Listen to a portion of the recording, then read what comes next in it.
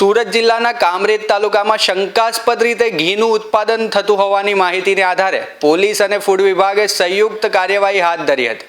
નવાગામ સ્થિત શ્રીજી ઇન્ડસ્ટ્રીયલ પ્લોટમાં આવેલી ફેક્ટરી પર પાડવામાં આવેલા દરોડા દરમિયાન મોટી માત્રામાં કાચો માલ અને તૈયાર ઘી જેવા દેખાતા નમૂનાઓ મળી આવતા સમગ્ર વિસ્તારમાં ચકચાર મચી ગઈ છે. મળતી માહિતી મુજબ છેલ્લા લગભગ 15 દિવસથી ફેક્ટરીમાં શંકાસ્પદ રીતે ઘી બનાવવામાં આવતું હોવાની આશંકા વ્યક્ત કરવામાં આવી રહી હતી. આ બાતમીને આધારે કામરેજ પોલીસે ફૂડ વિભાગના અધિકારીઓ સાથે સ્થળ પર તપાસ હાથ ધરી હતી. દરોડા દરમિયાન તપાસ ટીમને સ્થળ પરથી 15 ડબ્બા તેલ, અંદાજે 140 કિલોગ્રામ ક્રીમ તેમજ ગાય અને ભેંસના ઘી જેવો દેખાતો જથ્થો મળી આવ્યો હતો. અધિકારીઓએ સમગ્ર સામગ્રીને સીલ કરી તેના નમૂનાઓ લેબોરેટરી પરીક્ષણ માટે મોકલવાની કાર્યવાહી શરૂ કરી છે.